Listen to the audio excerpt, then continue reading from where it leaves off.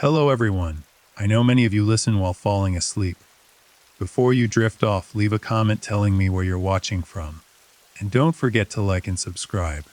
Now, let's get comfortable, relax, and dive into tonight's case. On a warm summer evening in July 2016, the rural farmlands of northwest Ohio were painted in shades of gold and amber as the sun began its slow descent toward the horizon. The air was thick with the smell of freshly cut hay, and the gentle hum of cicadas filled the quiet spaces between the cornfields. It was the kind of evening that felt timeless, peaceful. The sort of night where nothing bad was supposed to happen. In the small community of Metamora, Ohio, a town so small that everyone knew everyone, life moved at a gentle pace. Families gathered on front porches, children played in yards until the lightning bugs came out, and neighbors waved to each other as they passed on quiet country roads. For 20-year-old Sierra Joven, this particular Tuesday evening, July 19, 2016, seemed like any other summer night. She had spent the day working, laughing with coworkers, making plans for the future that stretched out before her like the endless fields surrounding her hometown. Sierra was the kind of young woman who radiated warmth. Her smile was infectious, her laughter genuine, and her presence brought comfort to everyone who knew her. She had graduated from Evergreen High School in 2014, where she had been a dedicated student and a passionate athlete. She played softball with the kind of determination that impressed coaches and inspired teammates. Even after graduation, she remained close to her high school friends, maintaining the bonds that had been forged during those formative years. Sierra lived with her mother, Sheila Vakulik, in a modest home surrounded by the sprawling agricultural landscape that defined Fulton County. She was close to her family, especially her younger brother, and had a boyfriend, Josh Kolasinski, whom she adored. Josh and Sierra had been together for some time, and those who knew them described their relationship as sweet and supportive. They were young and in love, making plans, dreaming about the future, talking about all the possibilities that life held for them. Sierra worked at a local sporting goods store, a job she enjoyed because it allowed her to interact with people and share her love of sports and outdoor activities. Her coworkers remember her as reliable, kind, and always willing to help. She had dreams of going to college, of building a career, of experiencing all the things that a young woman her age should experience. On that July evening, Sierra had plans to visit Josh. It was nothing unusual, just a typical summer evening visit to see her boyfriend. The route she would take was familiar, a path she had traveled countless times before. She decided to ride her bicycle, a purple and gray mongoose mountain bike that she often used to get around the rural roads near her home. The evening was perfect for a bike ride, the heat of the day giving way to the cooler, softer air of twilight. She grabbed her phone, made sure she had everything she needed, and set off down County Road 6, also known as Evergreen Highway, a quiet 2-lane road that cut through fields of corn and soybeans. As Sierra pedaled along the familiar route, she likely felt the wind in her hair and enjoyed the simple pleasure of the ride. The road was mostly empty, as it often was in the evenings, with only the occasional car or truck passing by. There was nothing to suggest that this evening would be anything other than ordinary. Nothing to indicate that within the next hour, Sierra Joven's life would be violently torn away from her, and that her disappearance would send shockwaves through the close-knit community, leaving families terrified and a town desperate for answers. But somewhere along that quiet stretch of County Road 6, as the sky deepened into shades of purple and the first stars began to appear, something went terribly, horrifically wrong. Sierra was a young woman who embodied everything good about small-town Ohio.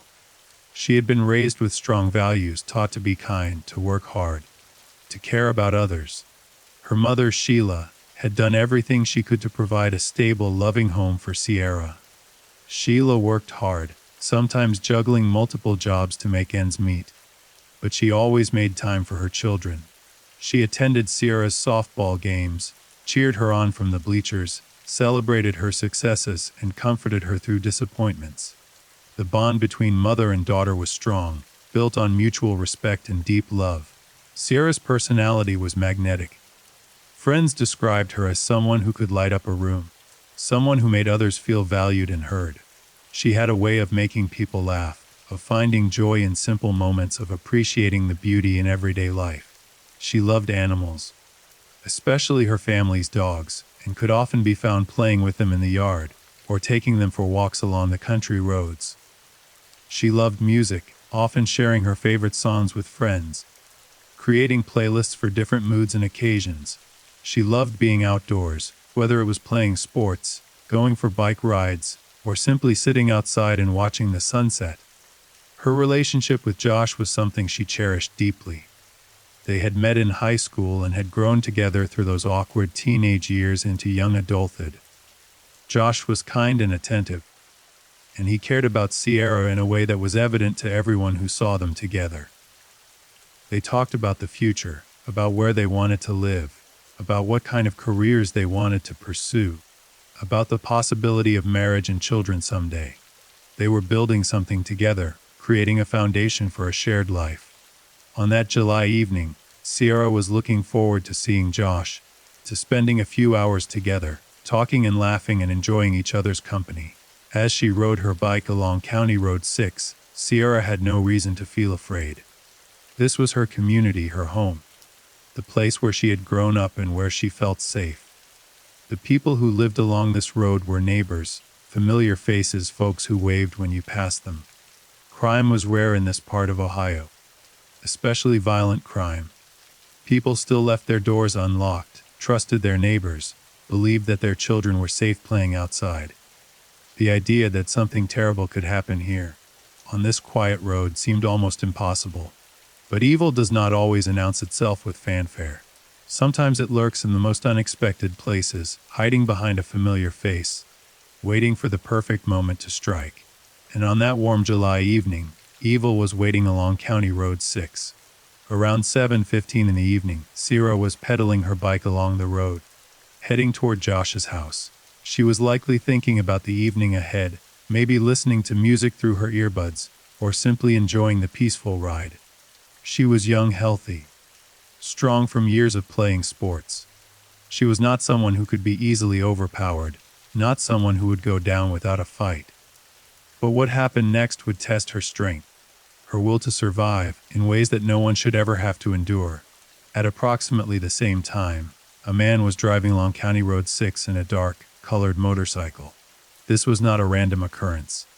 This man had been out that evening with a purpose, a dark and twisted purpose that had been festering in his mind for years. His name was James Worley, a 57-year-old man who lived alone on a property just a few miles away from where Sierra was riding her bike. To those who knew him casually, James Worley seemed like just another middle-aged man living a quiet, unremarkable life. He worked as a part-time bus driver, kept to himself mostly, and lived in a small home on a rural property that included a barn and several outbuildings. But beneath the surface of this seemingly ordinary existence was a man with a horrifying secret. A man who had spent decades harboring violent fantasies. A man who had acted on those fantasies before, and had somehow managed to evade the full consequences of his actions.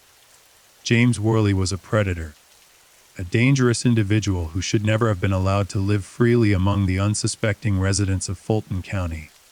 But the failures of the justice system, the gaps in oversight, and the naïve trust of a small community had created the perfect conditions for tragedy. As Sierra rode along County Road 6, James Worley spotted her. In his twisted mind, she became a target, an object to be hunted, captured, and violated. He began to follow her on his motorcycle, keeping a distance at first, watching, waiting for the right moment. Sierra may have noticed the motorcycle behind her, may have even felt a flicker of unease, but she likely assumed it was just someone else traveling the same road, someone who would pass by and continue on their way.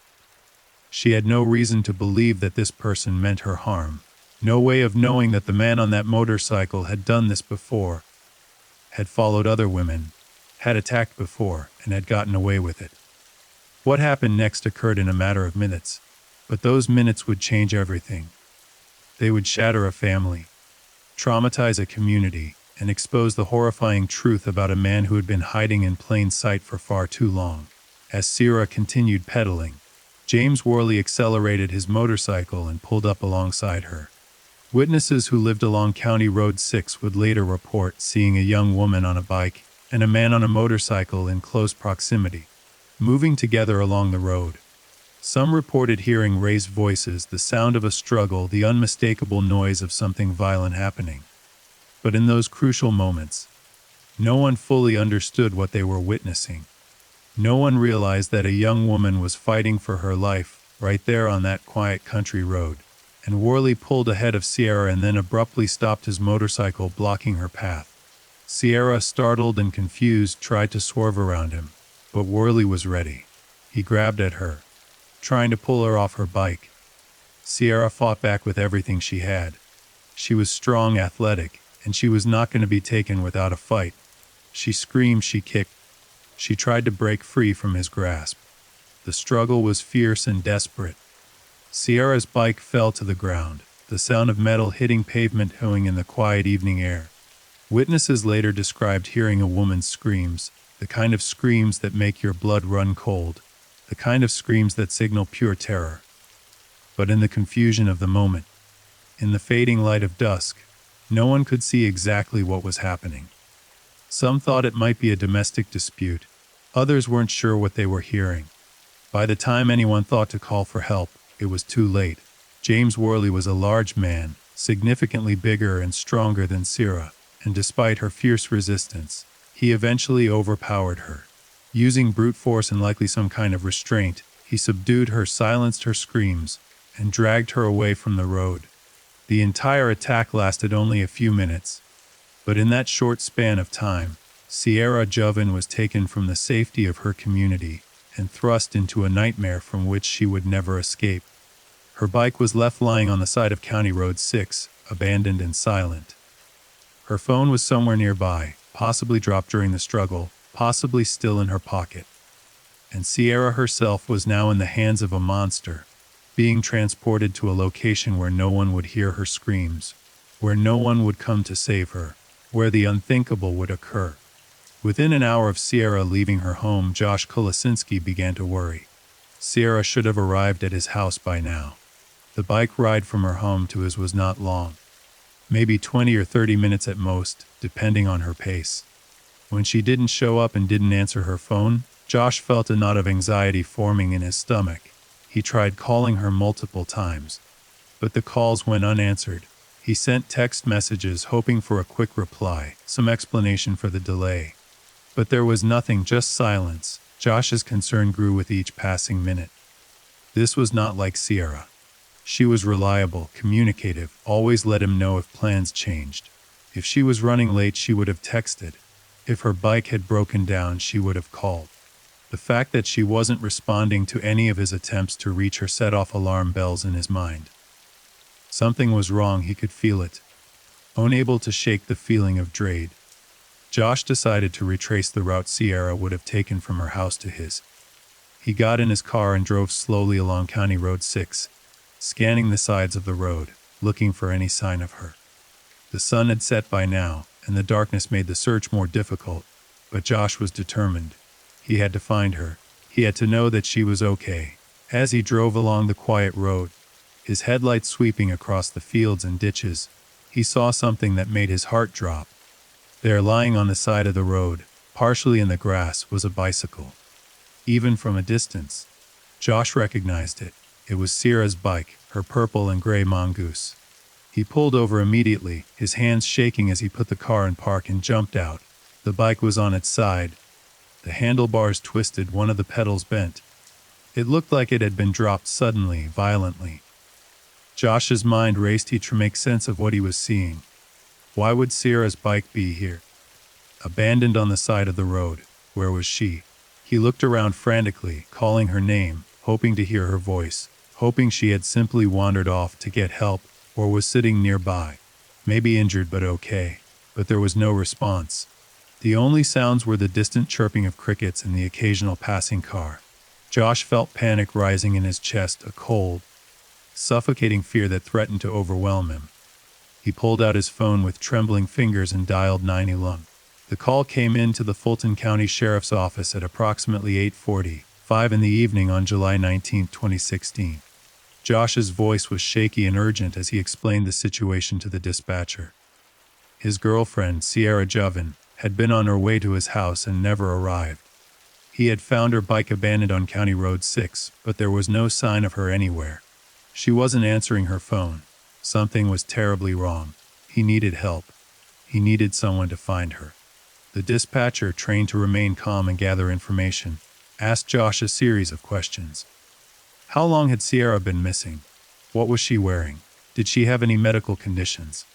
Was there any possibility she had gone somewhere else? Josh answered as best he could, but his frustration and fear were palpable. He knew Sierra.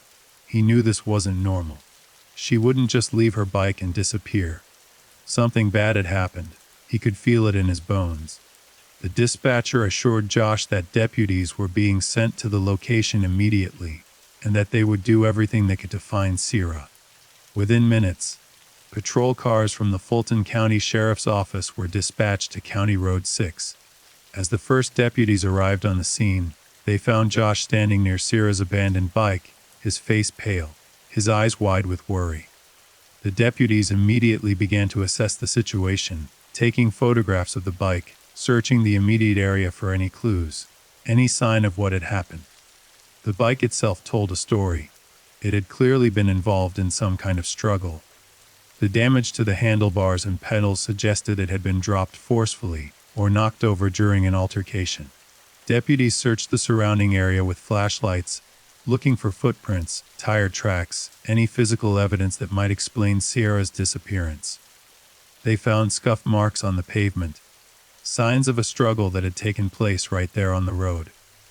They found what appeared to be small drops of blood, though it was difficult to tell in the darkness. As more deputies arrived, the search expanded. They walked along the road, checking ditches, looking into the fields, calling out Sierra's name. They knocked on doors of nearby homes, asking residents if they had seen or heard anything unusual that evening. Some residents reported seeing a young woman on a bike earlier in the evening. Others mentioned seeing a motorcycle in the area around the same time. One witness, a woman who lived in a house along County Road 6, reported hearing what sounded like a woman screaming, followed by the sound of a motorcycle accelerating away. The timeline was beginning to come together, and it was painting a disturbing picture. By late evening, the Fulton County Sheriff's Office had launched a full-scale missing person investigation. Sierra's mother, Sheila, vacufied, and the news hit her like a physical blow. Her daughter was missing. Her daughter's bike had been found abandoned on the side of the road. There were signs of a struggle. Sheila rushed to the scene, her mind unable to fully process what was happening. This couldn't be real. Things like this didn't happen here. Not in Metamora, not to Sierra. When Sheila arrived at the location where Sierra's bike had been found, she was met by deputies who tried to reassure her that they were doing everything possible to find her daughter. But Sheila could see the concern in their eyes. She could sense the urgency in their movements. This was not a situation where a young woman had simply decided to walk to a friend's house or take a different route. This was an abduction. Someone had taken her daughter. Someone had hurt her daughter. And with each passing hour, the likelihood of finding Sierra alive was diminishing. The sheriff's office immediately called in additional resources. Search and rescue teams were assembled, K-9 units were brought in, and neighboring law enforcement agencies were notified and asked to assist. The Ohio State Highway Patrol was contacted, and an alert was put out for anyone who might have information about Sierra's disappearance. Her photograph was circulated, along with a description of what she was wearing: a light, colored shirt, denim shorts, and sneakers. Her phone records were pulled and investigators began the process of trying to track her last known location. As the night wore on, the search intensified. Helicopters equipped with thermal imaging cameras were brought in to scan the area from above, looking for any heat signatures that might indicate a person in the fields or wooded areas. Volunteers from the community began to gather, wanting to help, wanting to do something, anything, to bring Sierra home. The sense of urgency was overwhelming. Everyone knew that in cases like this, time was of the essence. The first 24 hours were critical, and those hours were slipping away with terrifying speed. Investigators began interviewing witnesses who lived along County Road 6, trying to piece together exactly what had happened and when. The witness who had heard the screams was interviewed in detail. She described hearing a woman's voice, clearly distressed, clearly in trouble, and then the roar of a motorcycle engine. She hadn't seen what happened, hadn't witnessed the actual attack, but her testimony was crucial. It confirmed that something violent had occurred on that road, and it gave investigators a time frame to work with. Another witness came forward with information about a motorcycle. He had been driving along County Road 6 around 7:15 or 7:30 in the evening and had seen a motorcycle parked on the side of the road, near where Sierra's bike was later found. He hadn't thought much of it at the time, assumed the rider had just pulled over for some reason, but now, in light of Sierra's disappearance, the sighting took on new significance. Investigators asked for a description of the motorcycle and the rider, and the witness did his best to recall details. It was a dark-colored motorcycle, possibly black or dark green, and the rider was a larger man, middle-aged, wearing dark clothing. This description would prove to be critically in the hours and days to come. As midnight approached, Sierra had been missing for nearly 5 hours. The search was in full force, with dozens of law enforcement officers, volunteers, and search dogs combing the area around County Road 6. But there was no sign of her. It was as if she had vanished into thin air. The only evidence of her existence on that road was her abandoned bike and the signs of a violent struggle. Sheila Vakulik stood at the command post that had been set up near the scene, her eyes red from crying, her body shaking with fear and exhaustion. She couldn't understand how this was happening. How could her daughter, her beautiful, vibrant daughter, be gone? How could someone have taken her? Who would do such a thing? The questions swirled in her mind, but there were no answers. Only the terrible, crushing weight of not knowing. Josh was there too, standing beside Sheila, equally devastated. He blamed himself, even though he had done nothing wrong. If only he had driven to pick her up instead of having her ride her bike. If only he had been there to protect her. The guilt was irrational, but it was overwhelming nonetheless. He felt helpless, watching as the search continued, knowing that somewhere out there, the woman he loved was in danger, possibly hurt, possibly worse. As the first night of the search drew to a close, investigators had several leads but no concrete answers. They knew that Sierra had been attacked on County Road 6. They knew that a motorcycle had been seen in the area around the time of the attack. They had witness statements describing a struggle and screams. But they didn't know who had taken her, where she was still alive. The sun rose on July 20, 2016, casting its light over the fields of Fulton County, but it brought no relief, no answers. Sierra Javin had been missing for over 12 hours, and the community was gripped with fear. Parents kept their children inside. Women were afraid to go out alone. The sense of safety that had defined this rural community for generations had been shattered in a single evening. The investigation was now in full swing, with every available resource being directed toward finding Sierra and identifying her abductor. Detectives with the Fulton County Sheriff's Office began pulling together all the information they had gathered overnight, looking for patterns, connections, anything that might point them in the right direction. They reviewed traffic camera footage from nearby intersections, hoping to catch a glimpse of the motorcycle or any vehicle that might be connected to the case. They checked databases for registered motorcycles in the area, creating a list of potential suspects to interview. And then a name emerged from the depths of the investigation, a name that would send chills down the spines of the veteran detectives working the case: James Worley. James Worley was not a stranger to law enforcement in Fulton County. In fact, his name was already in their system, flagged for a previous crime that bore disturbing similarities to what had happened to Sierra Javin. In 1990, 26 years before Sierra's abduction, James Worley had been arrested and convicted for the abduction and attempted rape of a woman in nearby Wauseon, Ohio. The details of that case were horrifying and eerily similar to the current situation. In that earlier case, Worley had followed a woman who was riding her bicycle along a quiet road. He had approached her on motorcycle, forced her off the road, and attempted to abduct her. The woman had fought back fiercely, managing to escape before Worley could carry out his full plan. She had reported the attack to police, and Worley had been arrested, tried, and convicted.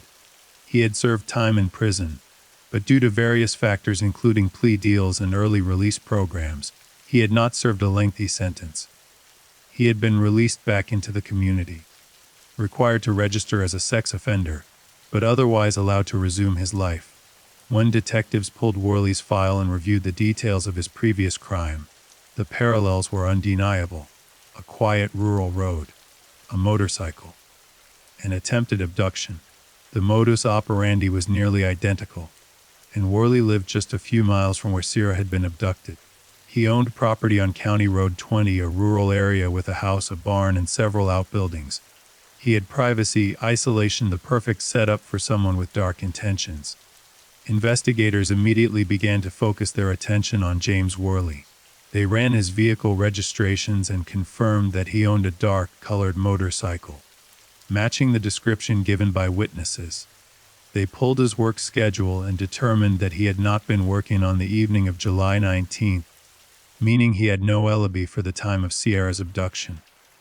Everything was pointing toward Worley as a prime suspect, but they needed more than circumstantial evidence and a history of similar crimes. They needed proof. They needed to find Sierra, and they needed to connect Worley directly to her disappearance. On the morning of July 20th, detectives decided to pay James Worley a visit at his property on County Road 20. They wanted to interview him to gauge his reaction, to see if he would provide any information about his whereabouts on the previous evening.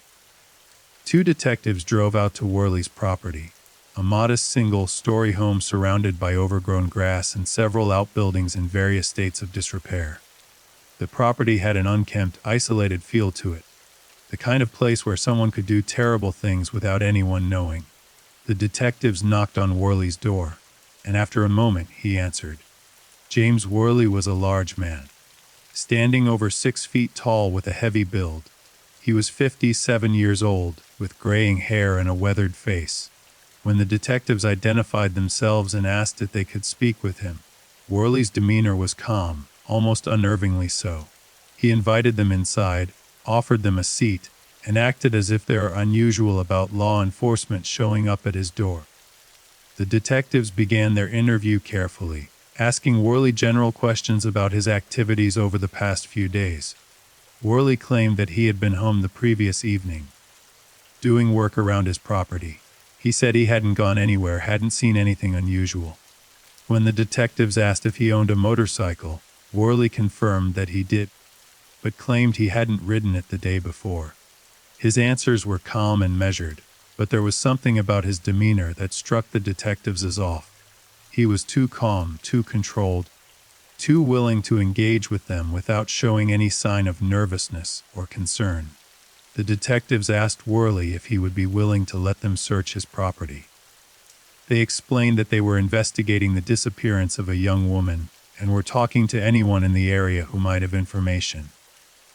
Worley hesitated for a moment, and the detectives could see the wheels turning in his mind. He knew he could refuse, knew he had the right to deny them access without a warrant, but he also knew that refusing would make him look suspicious, would intensify their focus on him. After a pause, Worley agreed to let them look around. He signed a consent form allowing the detectives to search his property, a decision that would prove to be his undoing. The detectives began their search of the property, starting with the house itself. Inside, the home was cluttered and messy, with dirty dishes in the sink, newspapers stacked on tables, and a general sense of neglect. But nothing immediately stood out as suspicious or connected to Sierra's disappearance. The detectives then moved outside, walking the grounds, checking the various outbuildings.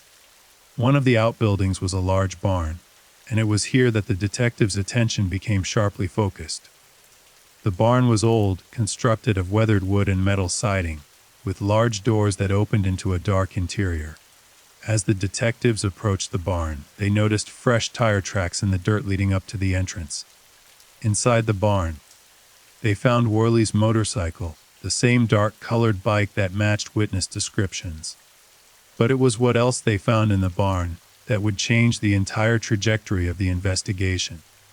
As the detectives stepped further into the dim interior of the barn, their flashlights cutting through the dusty air, they began to notice details that made their instincts flare.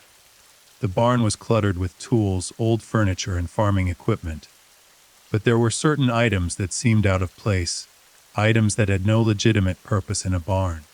Hanging from hooks on one wall were several lengths of rope, some of which appeared to have been recently cut. There were zip ties scattered on a workbench, far more than would be needed for typical farm maintenance. And then there were the restraints. The detectives found handcuffs, chains, and what appeared to be homemade binding devices. These were not the kinds of things that belonged in a barn used for storing equipment or working on vehicles. These were tools designed for one purpose: to restrain a human being. The detectives exchanged glances, their suspicions now hardening into certainty. James Worley was not just a person of interest. He was their prime suspect, and this barn was likely the location where Sierra Joven had been taken. But the most chilling discovery was yet to come. In one corner of the barn, partially hidden behind some old furniture and covered with a tarp, the detectives found a large freezer. It was an industrial-sized chest freezer, the kind typically used for storing large quantities of meat or produce. The freezer was plugged in and running, humming quietly in the stillness of the barn. The detectives approached it cautiously, their hearts pounding. They had seen enough in their careers to know that nothing good was likely to be inside. One of the detectives reached for the freezer lid, bracing himself for what he might find. He lifted it slowly, the hinges creaking, and shined his flashlight inside. The freezer was empty, but it had clearly been used recently. There were stains inside, dark marks that could have been blood, and the smell that emanated from it was foul and unmistakable. This freezer had contained something organic, something that had decomposed. The detectives' worst fears were beginning to crystallize into horrifying reality. They immediately called for backup and for the forensics team to come to the property. This was now an active crime scene, and every inch of it needed to be processed for evidence. While they waited for additional units to arrive, the detectives continued their search of the barn, documenting everything they found. They discovered more rope, duct tape, and what appeared to be blood spatters on the concrete floor of the barn. They found a shovel with fresh dirt on it, leaning against the wall near the back entrance, and they found items of women's clothing, stuffed into a trash bag and hidden under a workbench. James Worley, who had been standing outside near the house while the detectives searched, was now being watched carefully by one of the officers. He remained calm on the surface, but those who observed him noted that his eyes kept darting toward the barn, and his hands were clenched into fists at his sides. He knew they were finding things. He knew his carefully constructed facade was beginning to crumble. Within an hour, the property was swarming with law enforcement. Forensic technicians arrived with their equipment and began the meticulous process of collecting evidence. K9 units were brought in, cadaver dogs trained to detect the scent of human remains. The moment the dogs were led into the barn, they alerted immediately, indicating that human remains had been present in that location. The dogs focused their attention on the freezer and on several spots on the barn floor where the blood spatters had been found. The evidence was mounting rapidly, but there was still one crucial question that remained unanswered. Where was Sierra Joven? If she had been in this barn, if she had been held here and killed here, where was her body now? The detectives knew they were running out of time. If Worley had already disposed of her body, finding it would be exponentially more difficult. Detectives approached Worley again, this time with more direct questions. They informed him that they had found evidence in his barn that suggested a violent crime had occurred there. They told him that cadaver dogs had indicated the presence of human remains. They told him that he was now the primary suspect in the disappearance of Sierra Joven, and that his best option was to cooperate fully and tell them where she was. Worley's demeanor began to shift. The calm, cooperative facade started to crack. He became defensive, claiming that he had no idea what they were talking about, that he hadn't done anything wrong. He suggested that maybe someone else had been using his barn without his knowledge, that maybe the evidence had been planted. His explanations were weak and unconvincing, and the detectives could see the fear beginning to show in his eyes. He was trapped, and he knew it. The detectives pressed harder. They told Worley that they had witnesses who had seen him on his motorcycle near the location where Sierra was abducted. They told him that they had evidence linking him to the crime, and that it was only a matter of time before they found Sierra's body. They appealed to whatever humanity might still exist in him, urging him to do the right thing, to tell them where Sierra was so that her family could have closure, so that they could bring her home. But Worley refused to break. He requested an attorney and stopped answering questions. The interview was over, at least for now. The detectives stepped outside, frustrated but not deterred. They had enough evidence to arrest Worley, and they did so immediately, taking him into custody on suspicion of abduction and murder. He was handcuffed and placed in the back of a patrol car, his expression now stony and unreadable. With Worley in custody, the search of his property intensified. Investigators expanded their search beyond the barn, examining every inch of the land. The property was several acres, much of it overgrown with tall grass and weeds, dotted with trees and old farm equipment. It would take time to search it all thoroughly, but the investigators were determined. Somewhere on this property, they believed, was Sierra Juffin's body. The forensic team began processing the barn in detail. They collected samples of the blood spatters, carefully documenting their location and photographing everything. They took swabs from the interior of the freezer, hoping to find biological evidence that would definitively link it to Sierra.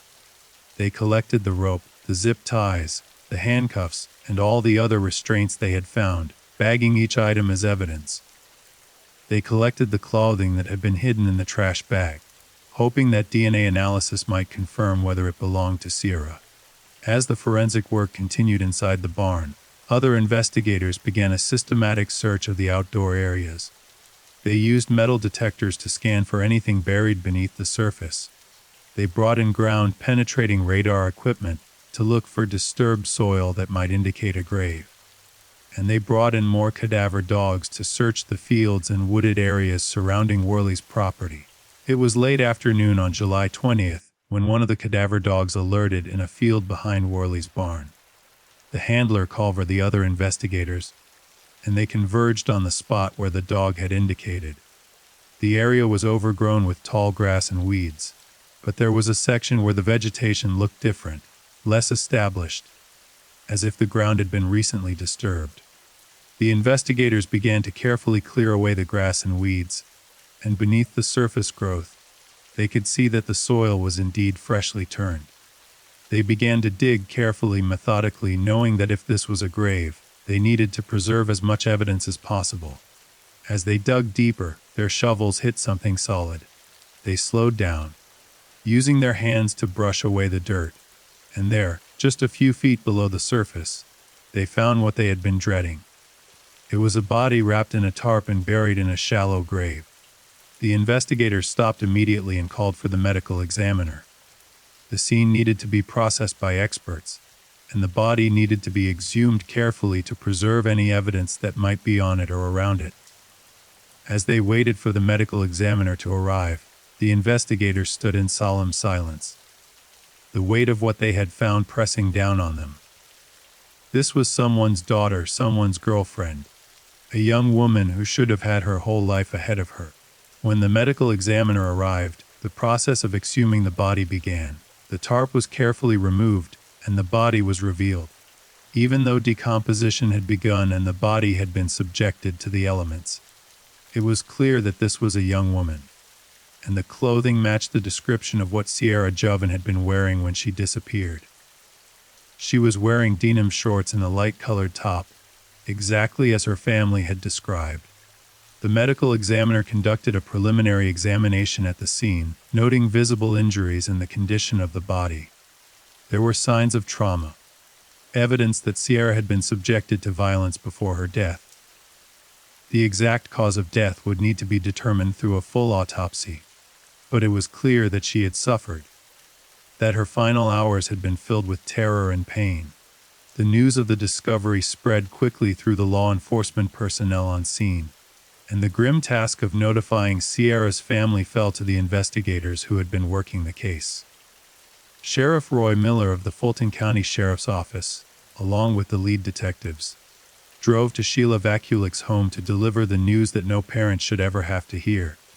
They found Sheila surrounded by family and friends, people who had been supporting her through the agonizing hours since Sierra's disappearance. She had been holding on to hope, praying that somehow, someway, her daughter would be found alive. When Sheriff Miller told her that they had found Sierra's body, that her daughter was gone, Sheila's world shattered. The sound of her anguish, her grief, was something that would stay with the officers for the rest of their lives. Josh Kolasinski, who was there as well, collapsed under the weight of the news. The woman he loved, the woman he had planned a future with, was dead. She had been murdered, her life stolen by a monster who had been living them all along. The community of Metamora and the surrounding areas of Fulton County were devastated by the news. What had begun as a missing person case had ended in the worst possible way. Sierra Joven, a vibrant 20-year-old woman with her whole life ahead of her, had been abducted, brutalized, and murdered. The loss was incomprehensible, the pain unbearable for those who knew and loved her. As word spread, the community rallied around Sierra's family. Vigils were held with hundreds of people gathering to light candles, share memories, and offer support to Sheila and the rest of Sierra's family. Purple ribbons, Sierra's favorite color, were tied to trees, mailbox, and fence posts throughout the county. Her former classmates, teammates, co-workers, and friends all mourned the loss of someone who had touched their lives with her kindness and warmth. But alongside the grief was anger. Anger at James Worley for committing such a heinous act. And anger at a system that had allowed him to be free, to be living in the community despite his previous conviction for a similar crime. Questions began to emerge about how Worley had been able to fly under the radar, how someone with his history had not been monitored more closely, how he had been allowed to own property with a barn that he could use for his twisted purposes. The investigation into James Worley's background revealed a disturbing pattern of behavior that had been largely overlooked or minimized over the years. The 1990 abduction and attempted rape conviction was not an isolated incident. There had been other reports, other complaints from women who claimed that Worley had made them feel uncomfortable, had followed them, had engaged in suspicious behavior. But many of these reports had not resulted in charges, and Worley had continued to live his life relatively undisturbed. Investigators began digging deeper into Worley's past, looking for connections to other unsolved cases. They examined cold cases involving missing women or unsolved murders in the region, looking for any that might fit Worley's pattern. They interviewed people who had known him over the years, trying to build a complete picture of who he was and what he had been doing for the past 2.5 decades since his release from prison. What emerged was a portrait of a deeply disturbed individual who had spent years nurturing violent fantasies and preparing for the opportunity to act on them. The barn on his property, investigators came to understand, had been set up specifically for the purpose of abducting and holding victims. The restraints, the soundproofing materials they found installed in parts of the barn, the freezer, all of it had been carefully planned and prepared. This was not a crime of opportunity or passion. This was premeditated, calculated evil. The autopsy of Sierra Joven was conducted by the Lucas County Coroner's Office, and the results confirmed what investigators had suspected. Sierra had died from asphyxiation, strangled to death. She had defensive wounds on her hands and arms, evidence that she had fought desperately for her life. There were bruises and injuries all over her body, consistent with being restrained and subjected to violence. The autopsy also revealed that Sierra had been alive when she was brought to Worley's barn, that she had endured hours of terror before her death. The forensic evidence collected from the barn and from Sierra's body began to be analyzed. DNA testing confirmed that the blood found in the barn was Sierra's. Her DNA was found on the restraints that had been discovered in the barn. Fibers from her clothing were found in Worley's motorcycle and in his truck, which had also been seized as evidence. The case against James Worley was becoming ironclad. a mountain of physical evidence that tied him directly to Sierra's abduction and murder. But as strong as the evidence was, prosecutors wanted to ensure they had explored every angle, gathered every piece of information that might be relevant to the case. They authorized a more thorough search of Worley's property, bringing in specialized teams with advanced equipment to scan the entire area for any additional evidence or potential burial sites. During this expanded search, investigators made another chilling discovery. In a wooded area at the edge of Worley's property, they found what appeared to be a secondary burial site, a disturbed area of ground that the cadaver dogs alerted on. They began to excavate carefully, and while they did not find another body, they did find human remains, skeletal fragments that appeared to have been there for a significant period of time, far longer than Sierra had been missing. The discovery raised horrifying questions. Had James Worley killed before? Were there other victims, other young women whose disappearances had never been solved? The skeletal remains were sent for analysis, but investigators knew that identifying them could take time, possibly months or even years if the remains were old and degraded. Investigators began pulling missing person reports from the surrounding counties, going back decades, looking for cases that might be connected to Worley. They found several unsolved disappearances of young women from the late 1980s and 1990s, women who had vanished without a trace from rural areas not far from where Worley had lived at various times. The possibility that Worley was a serial killer, that Sierra was not his only victim, began to take shape. One case in particular caught the investigators' attention. In 1999, a young woman named Robin Gardner had disappeared from the town of Delta Oyo, less than 10 miles from Worley's property. Robin had been 23 years old at the time, and she had last been seen walking along a rural road. Her disappearance had never been solved, and her body had never been found. The circumstances of her disappearance, a young woman alone on a quiet road, fit the pattern that Worley seemed to prefer. Investigators contacted Robin Gardner's family and explained that they were looking into the possibility that her disappearance might be connected to James Worley. The family, who had spent 17 years wondering what had happened to their daughter, were both hopeful and terrified at the prospect of finally getting answers, even if those answers confirmed their worst fears. The skeletal remains found on Worley's property were subjected to DNA testing, and investigators requested DNA samples from the families of several missing women, including Robin Gardner's family, to see if there was a match. The process would take time, but it was a crucial step in determining whether Worley's crimes extended beyond Sierra Joven. In the meantime, James Worley was being held in the Correction Center of Northwest Ohio, awaiting formal charges. He had retained an attorney, and he was not cooperating with investigators in any way. He refused to answer questions about Sierra, refused to provide any information about the evidence found on his property, and refused to discuss his past or any other potential crimes. His silence was frustrating to investigators, but they didn't need his confession. The physical evidence was overwhelming. On July 20, 2015, just 3 days after Sierra's abduction, James Worley was formally charged with aggravated murder, kidnapping, and abuse of a corpse.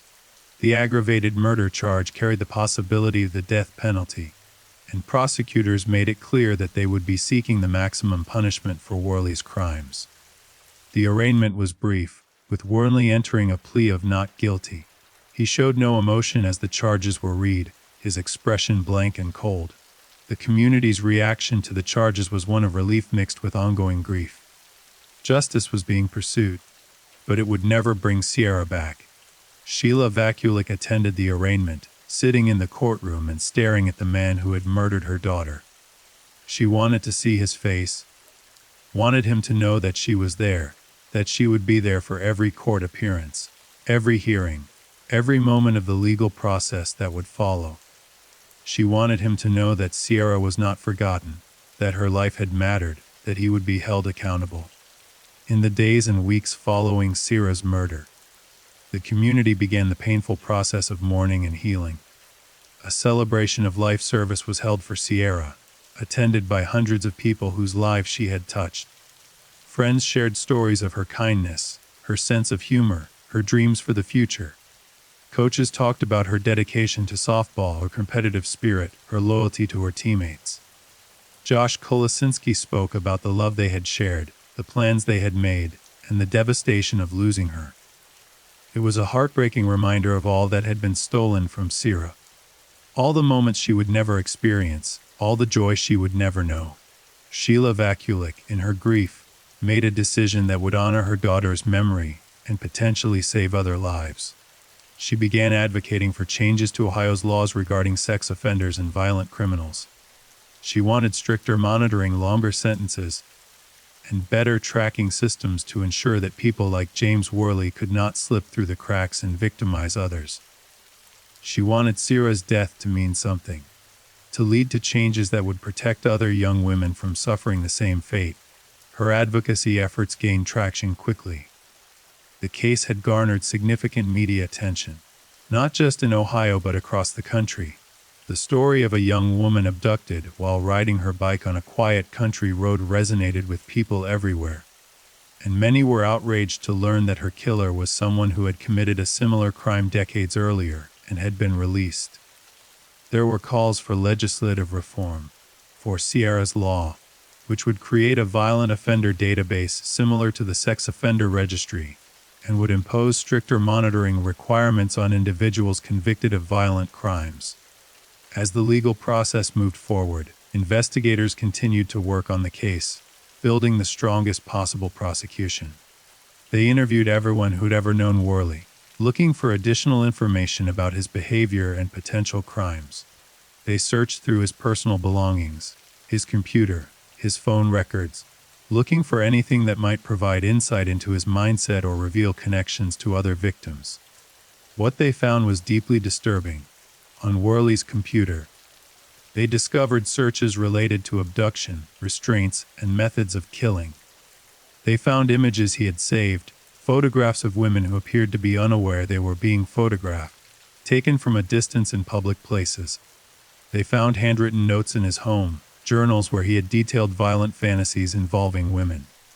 The content was graphic and horrifying, a window into the mind of a predator who had been planning and fantasizing about violence for years. The more investigators learned about James Worley, the more convinced they became that Sierra Joven was not his only victim. The evidence pointed to a man who had been hunting women for decades, someone who had refined his methods, prepared his location, and acted when the opportunity presented itself. The question was not whether he had killed before, but how none of those victims would ever be identified. The DNA results from the skeletal remains found on Worley's property finally came back several months into the investigation. The remains were too degraded to provide a complete DNA profile, but investigators were able to extract enough genetic material to determine that the remains were female and had been buried for at least 10 to 15 years. The DNA did not match any of the missing persons cases in the immediate database, which meant that the victim's identity remained unknown. This was one of the most frustrating aspects of the case. There was a strong possibility that other families out there had lost loved ones to James Worley, but without being able to identify the remains, those families would continue to live in uncertainty. Investigators continued to work on the identification, reaching out to families of missing women across Ohio and neighboring states, hoping to find a match. The case against Worley for Sierra Joven's murder, however, was rock solid. The prosecution had physical evidence, witness testimony, forensic analysis, and a clear timeline of events. They had Sierra's DNA in Worley's barn, on his motorcycle, and in his truck. They had witness statements placing Worley at the scene of the abduction.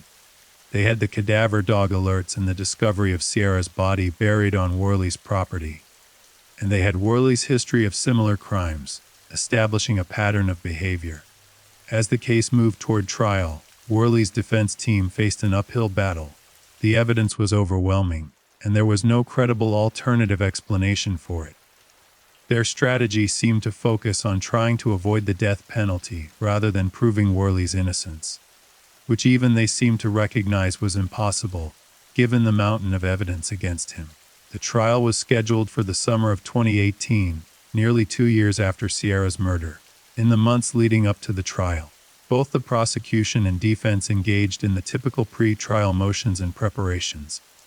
The prosecution assembled their case, organizing the evidence, preparing their witnesses, and building a narrative that would leave no doubt in the minds of the jury about Worley's guilt. The defense, meanwhile, sought to have certain pieces of evidence excluded, argued about the admissibility of Worley's prior conviction, and tried to find any possible angle that might create reasonable doubt, or at least mitigate the severity of the punishment. But their options were limited. The evidence was simply too strong, too comprehensive, too damning. Sheila Vakulik prepared herself for the trial, knowing that it would be one of the most difficult experiences of her life. She would have to sit in a courtroom and listen to the details of her daughter's final hours, hear about the violence inflicted upon her, see photographs and evidence that no mother should ever have to see. But she was determined to be there, to represent Sierra, to make sure that the jury understood not just how Sierra died, but who she was, what she meant to her family and community, and what was lost when she was murdered. Josh Kolasinski also prepared to testify, knowing that he would have to relive the worst night of his life, describe finding Sierra's bike abandoned on the road, talk about the plans they had made together and the future that would never be. The emotional toll on both Sheila and Josh was immense, but they drew strength from each other and from the community that had rallied around them.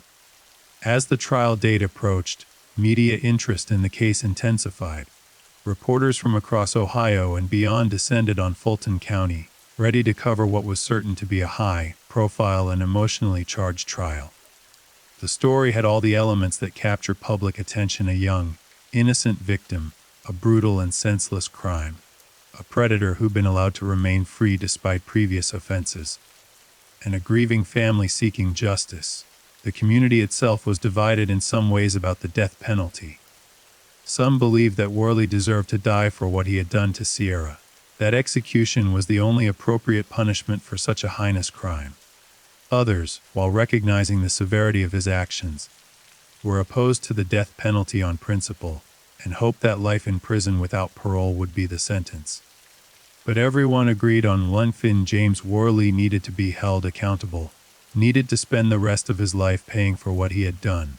The jury selection process began in late June 2018, with attorneys from both sides questioning potential jurors about their views on the death penalty, their ability to be impartial, and their exposure to media coverage of the case.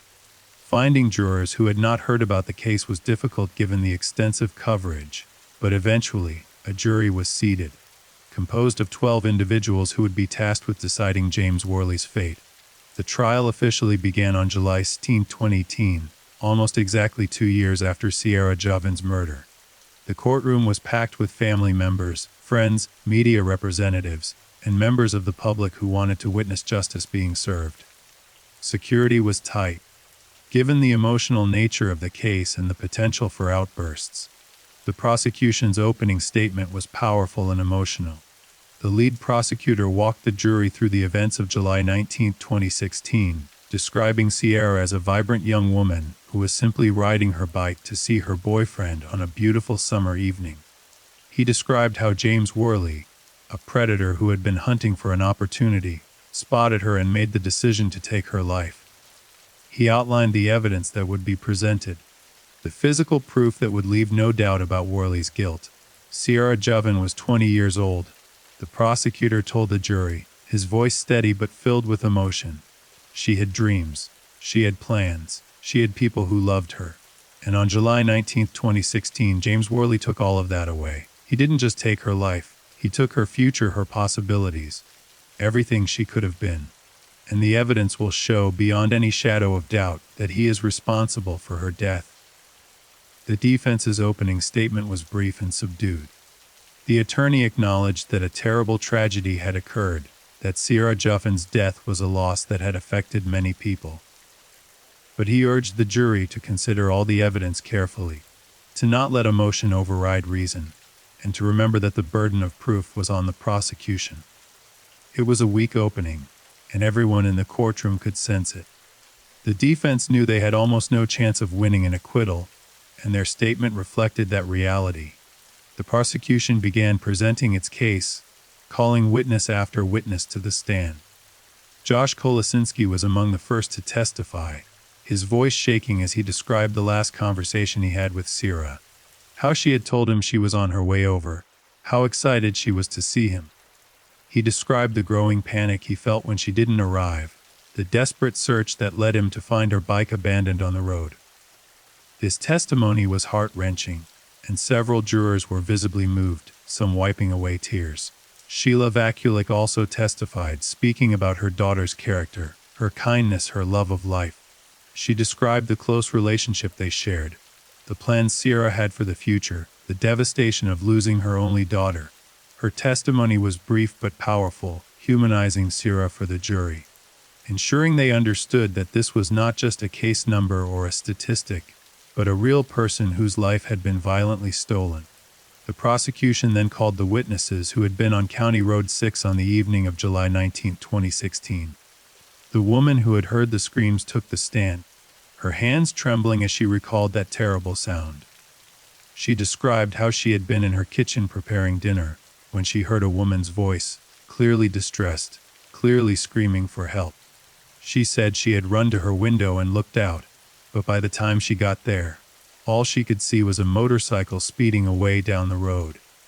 She said the screams had haunted her ever since, that she heard them in her nightmares, and that she wished she had been able to do something to help. Another witness testified about seeing a motorcycle parked on the side of County Road 6 around the time of the abduction. He described the rider as a large, middle-aged man wearing dark clothing.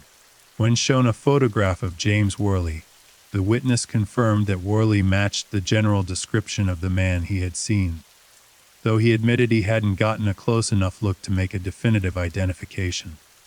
Still, his testimony played her cycle matching Worley's at the scene during the critical time frame. The prosecution also called the first responding officers who had arrived at the scene after Josh's 911 call. These deputies described finding Sierra's bike on the side of the road, the damage to it suggesting a struggle, the scuff marks on the pavement, and the small drops of what appeared to be blood.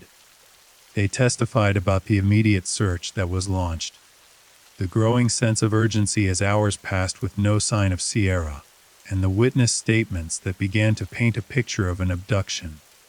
Then came the testimony that would form the backbone of the prosecution's case: the detectives who had interviewed James Worley and searched his property. Detective Sean Warner took the stand and walked the jury through the investigation that had led them to Worley. He explained how Worley's name had come up in their database search due to his 1990 conviction for abduction and attempted rape, how the similarities between that case and Sierra's abduction had been impossible to ignore. Detective Warner described arriving at Worley's property on the morning of July 20, 2016, and conducting the initial interview with him. He testified that Worley had seemed unusually calm, almost detached, when questioned about his whereabouts the previous evening. When asked about the search of the property, Detective Warner's testimony became even more compelling. He described entering the barn and immediately noticing items that seemed out of place and deeply suspicious. "We found restraints," Detective Warner testified, his voice clear and professional. "Handcuffs, chains, zip ties, rope. These weren't tools for farm work. These were tools designed to restrain a person.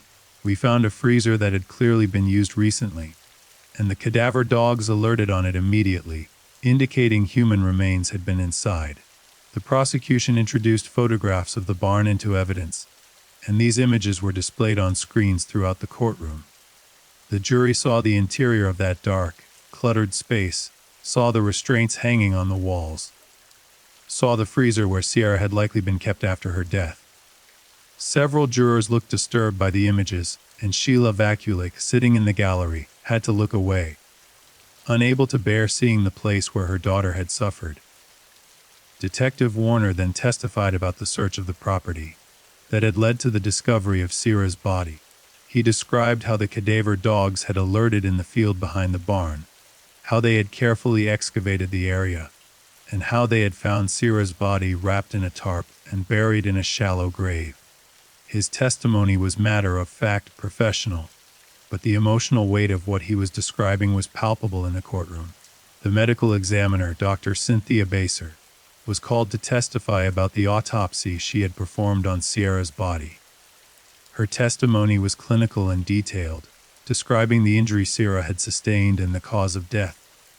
Baser explained that Sierra had died from asphyxiation due to strangulation, and that the injuries on her body indicated she had been restrained and had fought desperately against her attacker. There were defensive wounds on her hands and forearms, Dr. Baser testified, referring to her autopsy notes. Bruising and abrasions consistent with attempting to fight off an attacker. There were also ligature marks on her wrists and ankles, indicating she had been bound with something, likely rope with zip ties. The bruising around her neck was extensive, consistent with manual strangulation or strangulation with a ligature. The autopsy photographs were shown to the jury, though not displayed publicly in the courtroom out of respect for Sierra's family. The jurors' reactions as they viewed these images ranged from visible distress to barely controlled anger. They were seeing the physical evidence of the brutality inflicted upon a young woman who had done nothing to deserve such a fate. Dr. Baser also testified about the timeline of Sierra's death. Based on the condition of her body when it was found and other factors, she estimated that Sierra had died sometime between the late evening hours of July 19th and the early morning hours of July 20th, likely within hours of being abducted. This meant that Sierra had endured several hours of terror in that barn before her life was taken from her. The prosecution then moved to the forensic evidence, calling expert witnesses who had analyzed the physical evidence collected from Worley's property. A DNA analyst testified about the blood found in Worley's barn, confirming that it matched Sierra Joffin's DNA profile. The analyst also testified about finding Sierra's DNA on the restraints discovered in the barn, on surfaces inside the freezer, and in Worley's motorcycle. The DNA evidence is conclusive, the analyst testified. Sierra Joffin was in that barn. Her blood was on the floor, her DNA was on the restraints, and trace evidence from her clothing was found in the defendant's motorcycle. The scientific evidence leaves no doubt about her presence in those locations. A forensic specialist who had examined Worley's motorcycle testified about finding fibers from Sierra's clothing embedded in the seat and storage compartments of the bike. These fibers matched the clothing Sierra had been wearing when she was abducted, providing a direct link between her and Worley's motorcycle. The specialist also testified about finding fresh scratches and damage to the motorcycle consistent with it being involved in a struggle. The prosecution introduced Worley's motorcycle into evidence, wheeling it into the courtroom so the jury could see it firsthand. The dark green motorcycle sat in front of the jury box, a silent but powerful piece of evidence. The prosecution pointed out the storage compartment where fibers from Sierra's clothing had been found, the scratches on the side panels, the seat where traces of her DNA had been discovered. Another forensic expert testified about the analysis of Worley's truck, which had also been seized during the investigation. This expert explained that they had found soil samples in the truck bed that matched the soil from the grave where Sierra's body had been buried. They had also found fibers and trace evidence linking the truck to the tarp that Sierra's body had been wrapped in. This evidence suggested that Worley had used his truck to transport Sierra's body from the barn to the burial site. The prosecution also introduced evidence from Worley's computer and personal belongings. A digital forensics expert testified about the disturbing content found on Worley's laptop, including internet searches about abduction methods, restraints, and ways to avoid detection. The expert described finding deleted files that Worley had attempted to erase, but which had been recovered through forensic software. These files included photographs of women taken without their knowledge, images captured from a distance in public places. The search history shows a clear pattern. The digital forensics expert testified. Searches for zip ties, handcuffs, soundproofing materials. Searches for information about how long DNA evidence can remain detectable. Searches about police investigation methods. This wasn't casual curiosity. This was research planning. The prosecution also introduced Worley's handwritten journals, which had been found in his home. These journals contain entries that were deeply disturbing, detailed fantasies about abducting, restraining, and harming women. The entries went back years, some of them dating to shortly after Worley's release from prison in the mid-1990s. The prosecution had a handwriting expert verify that the journals were indeed written by Worley, and then selected excerpts were read aloud in court. The content was so disturbing that the judge warned the gallery, before the excerpts were read, giving people the option to leave the courtroom if they felt they couldn't handle it. Several people did leave, including some of Sierra's friends who found the material too upsetting. Sheila Vakulik remained, her face pale but determined, wanting to hear everything. Wanting to know the full truth about the monster who had killed her daughter. The journal entries described in graphic detail Worley's fantasies about capturing women, about what he would do to them, about how he would dispose of their bodies. Reading them was like peering into the mind of pure evil, and the effect on the jury was visible. Several jurors looked physically ill. One woman covered her mouth with her hand, and the jury foreman's jaw was clenched so tightly that the muscles in his face were visibly tense. The prosecution then addressed Worley's prior conviction, calling witnesses who testified about the 1990 case in which Worley had abducted and attempted to rape a woman. The victim from that case, now in her 50s, took the stand and courageously recounted her ordeal. She described how Worley had followed her while she was riding her bicycle, how he had forced her off the road, and how he had attempted to drag her into a wooded area. "I fought him," she testified, her voice strong despite the passage of time and the difficulty of reliving the trauma. "I screamed and kicked and fought with everything I had. I managed to get away, but he chased me. If there hadn't been a car coming the road at that moment, I don't know what would have happened. That car saved my life." Her testimony established a clear pattern in Worley's behavior. Both in 1990 and in 2016 he had targeted women on bicycles traveling alone on quiet roads. Both times he had used a motorcycle. Both times he had attempted to abduct his victims through force. The only difference was that in 1990, his victim had escaped. Sierra Jobin had not been so fortunate. The prosecution also called expert witnesses to testify about predatory behavior and criminal patterns.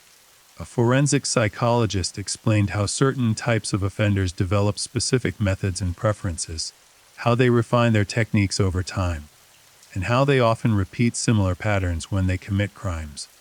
The psychologist testified that Worley's behavior was consistent with that of a predatory offender who had been planning and fantasizing about his crimes for years. "What we see in this case is not an impulsive act," the psychologist testified.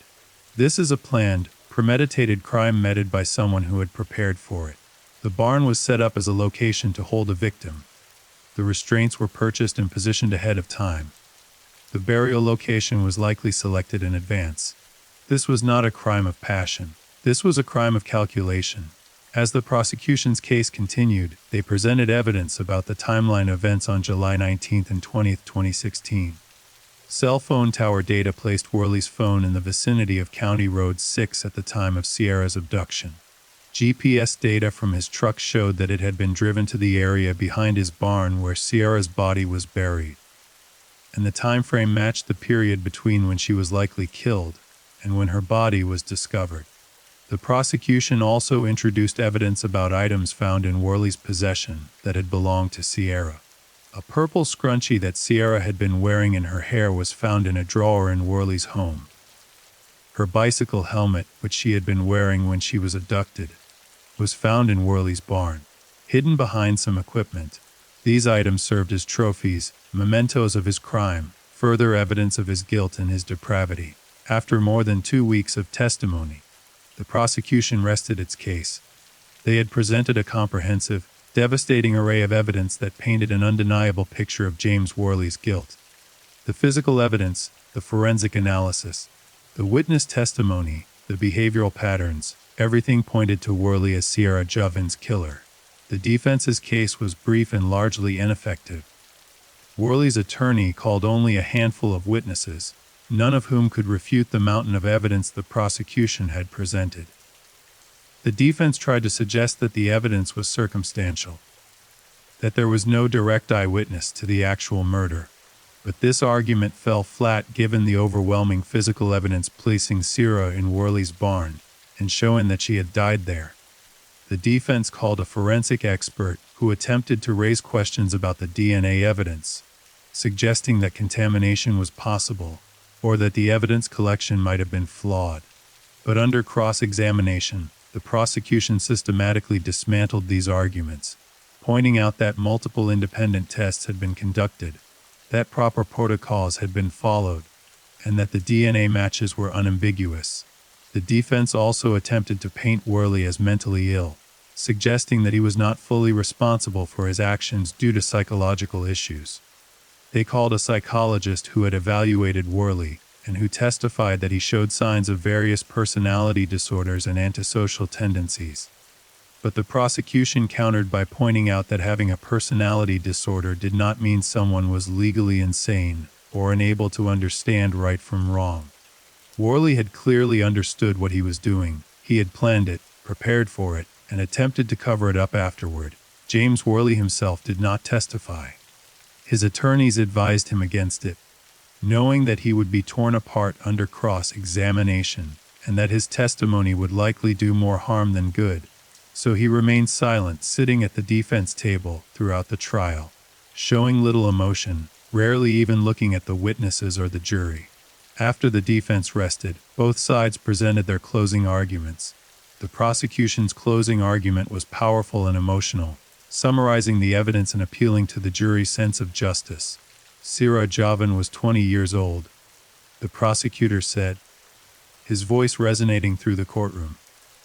She was riding her bike on a summer evening going to see her boyfriend. She was doing what thousands of young people do every day, living her life, enjoying her freedom, looking forward to her future. And James Worley took all of that away from her. He hunted her, he captured her, he terrorized her, and he killed her. The evidence is overwhelming. The DNA, the witness statements, the physical evidence, it all points to one inescapable conclusion: James Worley is guilty of murdering Sierra Joan. The prosecutor walked the jury through the evidence one more time, reminding them of every crucial detail, every piece of physical proof, every witness statement. He reminded them of Sierra's defensive wounds, evidence that she had fought for her life. He reminded them of the restraints found in Worley's barn, the freezer, the burial site. He reminded them of Worley's prior conviction for a nearly identical crime. This was not a random act of violence. The prosecutor continued. This was a predator who had been waiting, watching, preparing. And when he saw Sierra riding her bike on that road, he saw an opportunity. He saw a victim, and he acted on the twisted fantasies he had been nurturing for years. Ladies and gentlemen of the jury, the evidence demands a verdict of guilty. Justice for Sierra demands a verdict of guilty. The defense's closing argument was subdued in comparison. Worley's attorney acknowledged the tragedy of Sierra's death, but urged the jury not to let emotion cloud their judgment. He suggested that while the evidence showed Sierra had been in Worley's barn, it didn't definitively prove that Worley had killed her. It was a weak argument, almost desperate, and it was clear that even the defense attorney knew it was unlikely to succeed. The jury received their instructions from the judge and retired to begin deliberations. The waiting began. The agonizing hours during which Sierra's family and friends could do nothing but wait and hope that justice would be served. The courthouse was surrounded by media, reporters ready to broadcast the verdict the moment it came in. Inside, Sheila Vakulik sat with family members and supporters, praying that the jury would see the truth, would recognize Worley's guilt, would give them the justice they so desperately needed. The jury deliberated for just over 6 hours. For a trial that had lasted more than 2 weeks and involved such a massive amount of evidence, the relatively quick deliberation suggested that the jury had found the evidence as compelling as the prosecution had hoped. When word came that the jury had reached a verdict, the courtroom filled quickly, everyone wanting to be present for this crucial moment. The jury filed back into the courtroom, their faces somber and serious. The judge asked if they had reached a verdict, and the jury foreman stood and confirmed that they had. The courtroom fell into absolute silence as the verdict forms were handed to the judge, who reviewed them before passing them to the clerk to be read aloud. In the matter of the state of Ohio versus James Worley, on the count of aggravated murder, we the jury find the defendant guilty. The words hung in the air for a moment, and then the courtroom erupted. Sheila Vakulik broke down in tears, overcome with relief and grief. Josh Kolasinski, sitting beside her, put his arm around her as his own tears flowed. Sierra's friends and family members embraced each other, crying and holding on to one another. The jury had done their job. They had seen through any doubt and had recognized the truth. James Worley was guilty of murdering Sierra Joven. The clerk continued reading the verdicts on the other charges. Guilty of kidnapping. Guilty of abuse of a corpse. On every count, the jury had found Worley guilty. He showed no reaction as the verdicts were read, his face remaining blank and emotionless, as if he were hearing about someone else's trial rather than his own. The judge thanked the jury for their service and informed them would be brought back for the penalty phase of the trial, during which they would determine whether James Worley should receive the death penalty or life in prison without the possibility of parole. The jury was dismissed, and Worley was led out of the courtroom by bailiffs, heading back to jail to await the sentencing phase. Outside the courthouse, Sheila Vakulik addressed the media, her voice shaking but determined. She thanked the prosecutors, the investigators, and everyone who had worked so hard to bring her daughter's killer to justice. She spoke about Sierra, about the vibrant young woman she had been, about the future that had been stolen from her. And she spoke about the need for change, for laws that would prevent other families from suffering the same fate. Sierra should be alive today, Sheila said, tears streaming down her face. She should be planning her wedding, starting a career, living her life. But James Worley took that from her. He took her from us. And the only reason he was able to do that is because the system failed. He had done this before. He had shown what kind of monster he was. And he was allowed to be free, to live among us, to hunt for another victim. We need to change that. We need Sierra's law. We need to protect people from predators like him. Her words resonated with people across Ohio and beyond. The case had highlighted serious flaws in how violent offenders were monitored after their release from prison. Worley had been required to register as a sex offender. But beyond that, there had been minimal oversight. He had been able to purchase property, set up a location perfect for his twisted purposes, and live freely with almost no supervision. The system had failed to protect the community, and Sierra had paid the ultimate price. In the days following the guilty verdict, preparations began for the penalty phase of the trial. This phase would determine whether Worley would be sentenced to death or to life in prison without parole. The prosecution was seeking the death penalty, arguing that the nature of the crime, the planning involved, and Worley's prior conviction all justified the ultimate punishment. The penalty phase began 2 weeks after the guilty verdict. During this phase, the prosecution presented aggravating factors that they argued justified the death penalty. They reminded the jury the brutality of Sierra's murder, of the terror she must have experienced, of the premeditation and planning that Worley had engaged in. They presented evidence of his prior conviction, arguing that he had shown he was incapable of rehabilitation and would remain a danger as long as he lived. Victim impact statements were presented, giving Sierra's family and friends the opportunity to speak directly about how her murder had affected them. Sheila Vakulik spoke about the void in her life, about the daughter she would never see graduate from college, never see get married, never see have children. She spoke about the nightmares that haunted her, the constant pain of knowing how Sierra had suffered in her final hours. Every day I wake up and for just a moment I forget that she's gone, Sheila testified, her voice breaking. And then I remember, and the pain is like being stabbed all over again. I will never hear her laugh again. I will never hug her again. I will never see her smile. James Worley took all of that from me, from all of us. And he did it because he wanted to, because he enjoyed it, because he's a monster who should never have been free to hurt anyone. Josh Kolasinski also gave a victim impact statement, describing the life he and Sierra had planned together, the dreams they had shared, the future that would never be. We were going to get married, Josh said, struggling to control his emotions.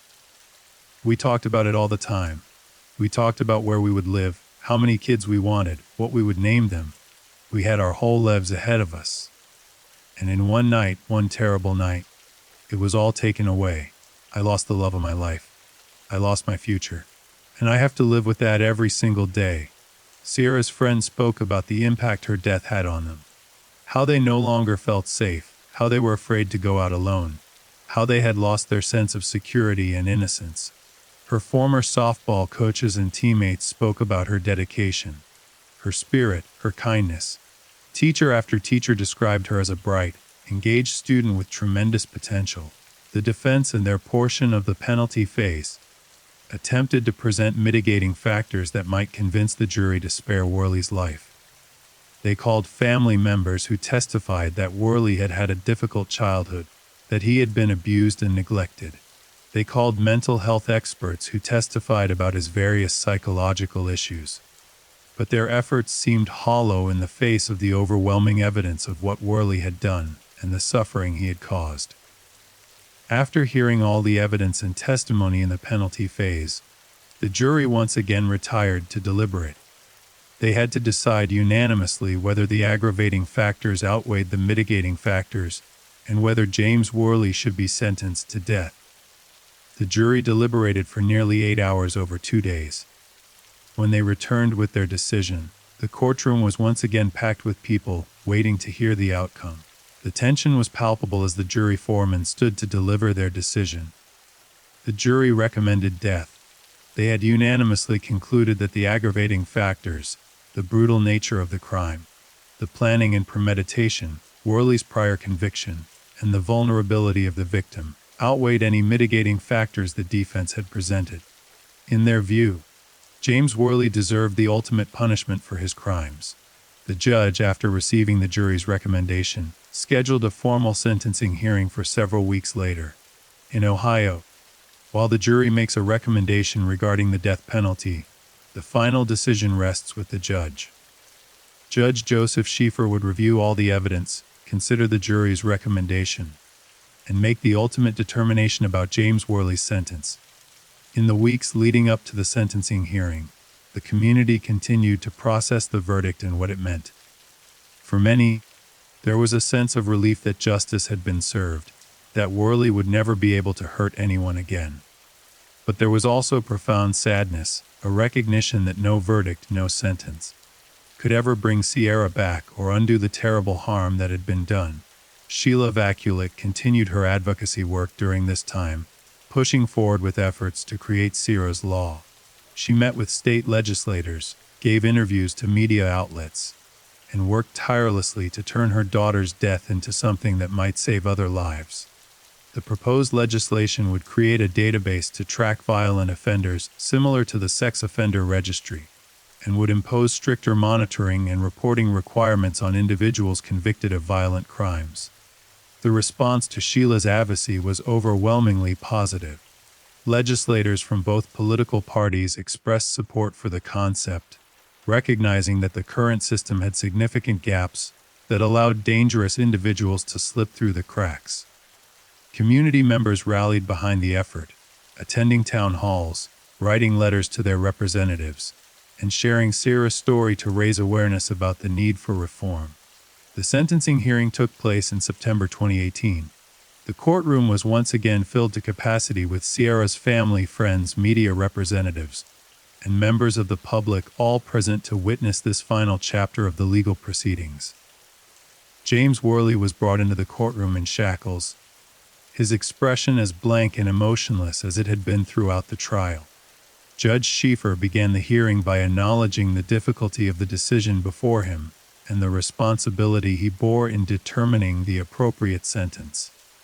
He noted that he had carefully reviewed all the evidence presented during the trial and the penalty phase, had considered the jury's recommendation, and had spent considerable time reflecting on the appropriate punishment for the crimes Worley had committed.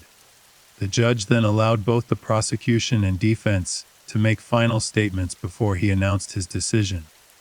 The prosecution reiterated their position that death was the only appropriate sentence for someone who had committed such a heinous crime, with such clear premeditation, and had shown through his prior conviction. that he was incapable of rehabilitation. The defense made a final plea for mercy, arguing that while Worley's crimes were terrible, execution was not the answer. That life in prison without parole would ensure he could never harm anyone again, while also being more humane. But their arguments seemed to carry little weight in the face of the overwhelming evidence of Worley's depravity and the profound suffering he had caused. Judge Schieffer then gave Sheila Vakulik and other family members the opportunity to address the court one final time before sentencing. Sheila stood, her hands trembling but her voice strong, and spoke directly to the judge about the impact of her daughter's murder and what she believed justice required. "Your Honor, Sierra was my only daughter. She was my light, my joy, my reason for getting up in the morning. And James Worley took her from me in the most brutal, terrifying way imaginable. He hunted her like an animal. He terrorized her. He killed her. And then he buried her in the dirt like she was garbage, like her life meant nothing. But her life meant everything. She was a daughter, a girlfriend, a friend, a sister. She had dreams and plans and so much potential. And all of that is gone now because of him." Sheila paused, collecting herself, and then continued. "I know that whatever sentence you give him won't bring Sierra back. Nothing can do that. But I believe that justice requires the harshest possible punishment for what he did. He showed my daughter no mercy. She begged for her life, and he ignored her pleas. He deserves no mercy now. I ask that you impose the death penalty, not out of vengeance but out of justice. Out of a recognition that some acts are so evil, so depraved, that they forfeit a person's right to continue living." Josh Kolosinski also addressed the court, his statement brief but powerful. "Sierra was the love of my life," he said, his voice thick with emotion. "We had our whole future planned out, and James Worley destroyed all of that in one night. Every day I think about what our life could have been, should have been. Every day I live with the knowledge that the woman I loved died scared and alone, hurt by a monster who had no right to be free. I support the death penalty for him. I don't think he deserves to keep breathing when Sierra can't." After the victim impact statements concluded, Judge Schieffer asked James Worley if he wished to make a statement. Worley's attorney advised him to remain silent, and Worley followed that advice, sitting mutely at the defense table, refusing to acknowledge the pain he had caused or show any remorse for his actions. Judge Schieffer then announced that he was ready to impose sentence. The courtroom fell into absolute silence, everyone holding their breath as they waited to hear the judge's decision. James Worley. Judge Schieffer began, his voice solemn and measured. "You have been found guilty by a jury of your peers of the aggravated murder of Sierra Joven, along with kidnapping and abuse of a corpse. The evidence presented during your trial was overwhelming and painted a clear picture of a plan. Premeditated murder of an innocent young woman whose only mistake was being in the wrong place at the wrong time, when a predator like you was hunting for a victim." The judge continued, reviewing the evidence and the nature of the crime. He spoke about the terror Sierra must have experienced, the pain she endured, the desperate fight she put up trying to save her own life. He spoke about the impact on her family and community, the ripple effects of violence that extend far beyond the immediate victim. The jury has recommended death. Judge Schieffer said, "And I have carefully considered that recommendation along with all the evidence and arguments presented. I have considered the aggravating factors, the brutality of the crime, the vulnerable nature of the victim, the planning and premeditation involved, and your prior conviction for a similar offense. I have also considered the mitigating factors presented by the defense, including your difficult childhood and mental health issues." The judge paused, and in that moment, the tension in the courtroom was almost unbearable. Sheila Vakulik gripped the hand of the person sitting next to her, her knuckles white with the force of her grip. After careful consideration, Judge Schieffer continued, "I find that the aggravating factors far outweigh any mitigating factors. Your actions were calculated, cruel, and evil. You showed no mercy to your victim, and you have shown no remorse for your actions.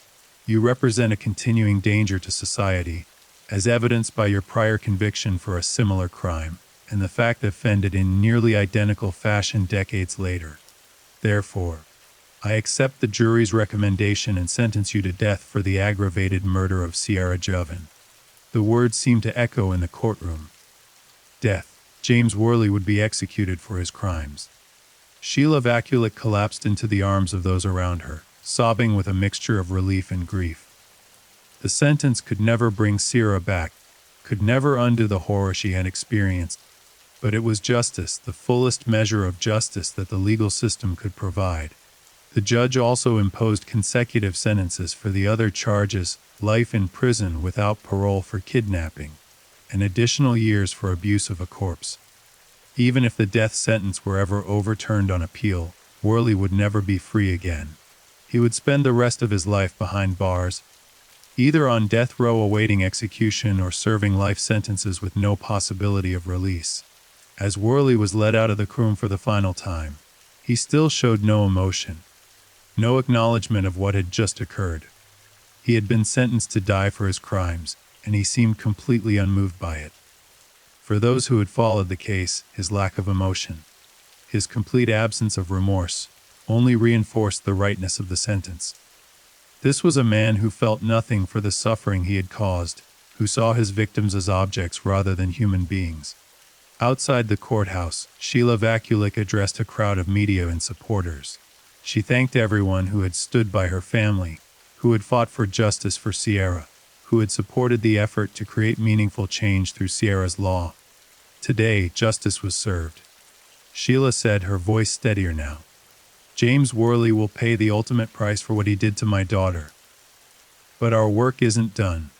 We still need to change the laws that allowed him to be free to commit this crime in the first place.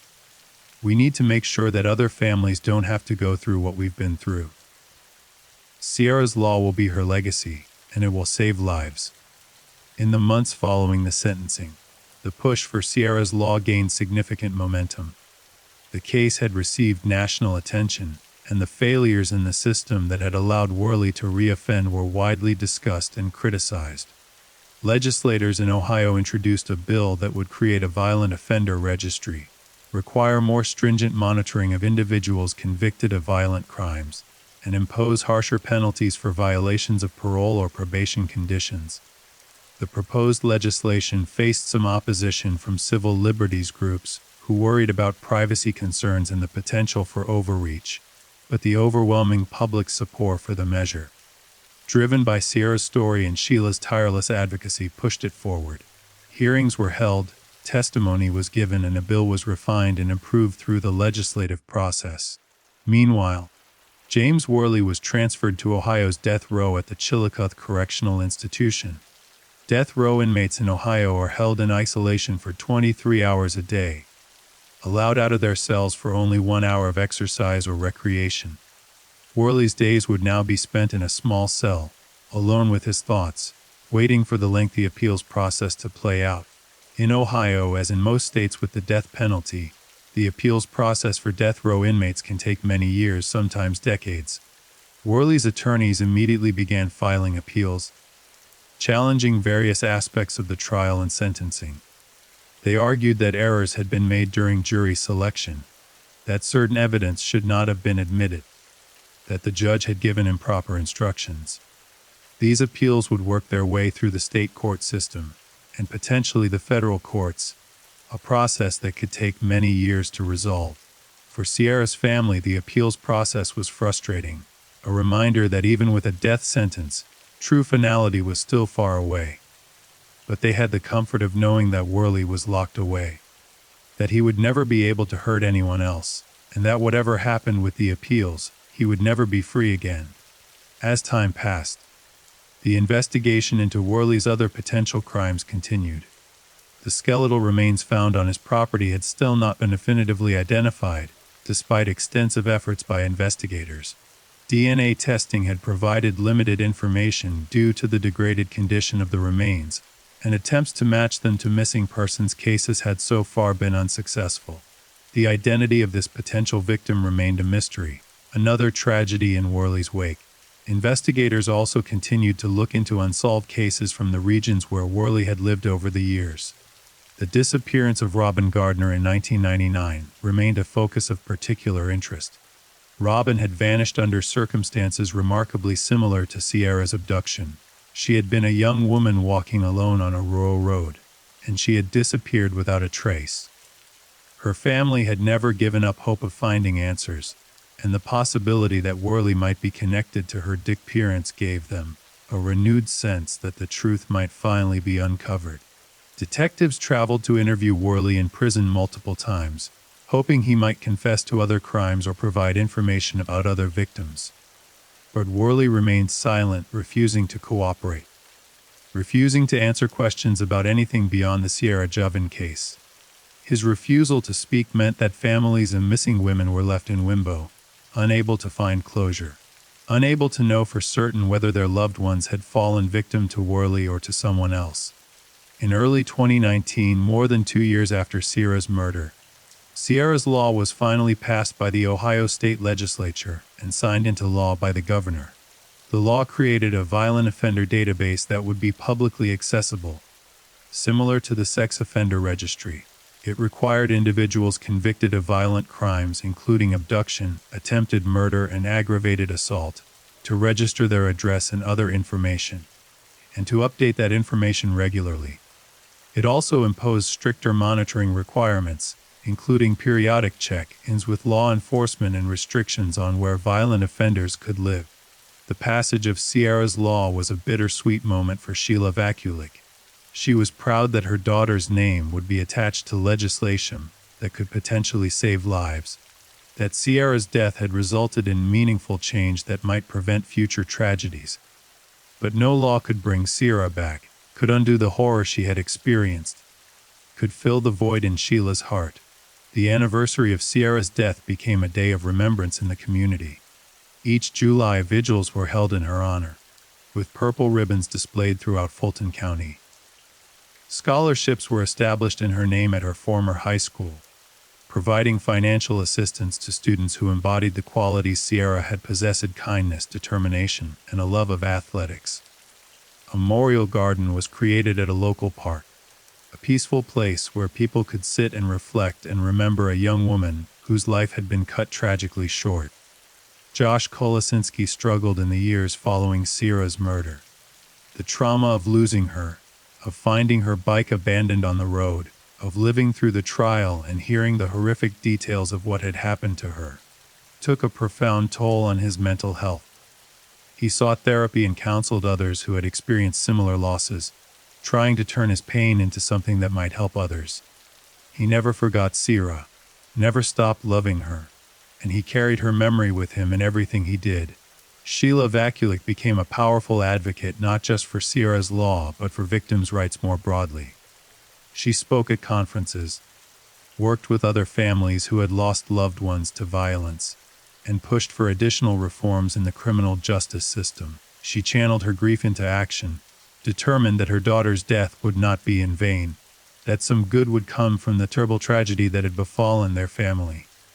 In 2020, several years into his incarceration on death row, James Worley's appeals were continuing to win their way through the court system. His attorneys had filed numerous motions challenging various aspects of his conviction and sentence, and each motion required a response from the prosecution and a decision from the courts. The process was slow and frustrating for those who wanted to see justice finally carried out. During this time, Worley gave a rare interview to a journalist who was writing a book about the case. It was one of the few times he had spoken publicly since his conviction. In the interview, Worley continued to maintain his innocence, claiming that he had been wrongly convicted, that the evidence had been misinterpreted, and that he was the victim of a rush to judgment. His claims were preposterous given the overwhelming evidence against him, but he clung to them nonetheless, perhaps unable or unwilling to face the truth of what he had done.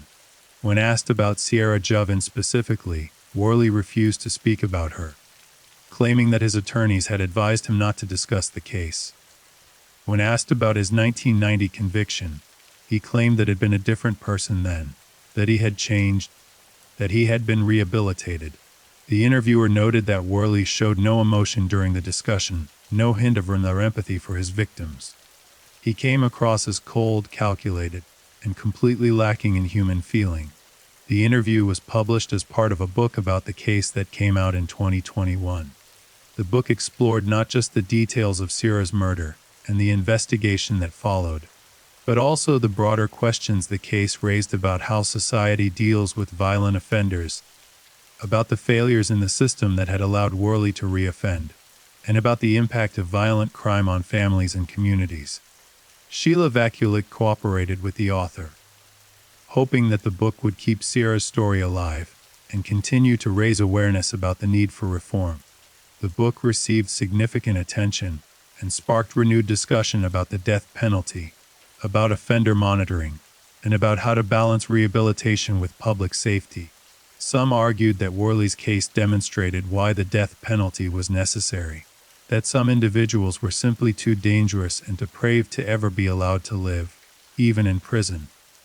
Others argued that the case showed the importance of better monitoring and intervention programs that could identify high-risk offenders and prevent them from reoffending. Throughout all of this, the investigation into the unidentified remains found on Worley's property continued. Advances in DNA technology offered hope for identification, and in 2021, investigators submitted the remains for genealogical DNA testing, a relatively new technique that had been used successfully to solve cold cases by identifying relatives of unknown individuals through DNA databases. The genealogical DNA testing process took several months, but eventually it produced results. The remains were identified as belonging to a woman who had been reported missing from northwestern Ohio in 1998.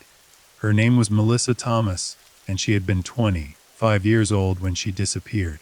Melissa had last been seen leaving work one evening, and she had never made it home.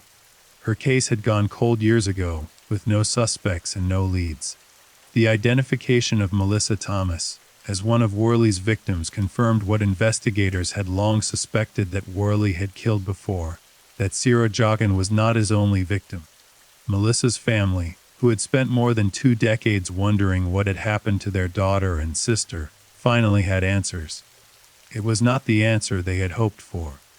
They had always held out hope that Melissa might somehow still be alive. But it was closure, a kind of terrible peace that came with finally knowing the truth.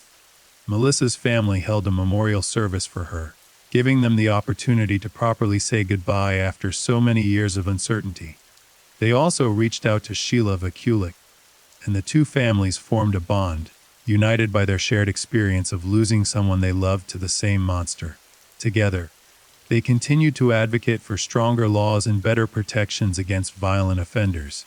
With the identification of Melissa Thomas, prosecutors considered whether to bring additional charges against Worley for her murder. Ultimately, they decided not to pursue another trial. Worley was already on death row, already facing the ultimate punishment for Sierra's murder.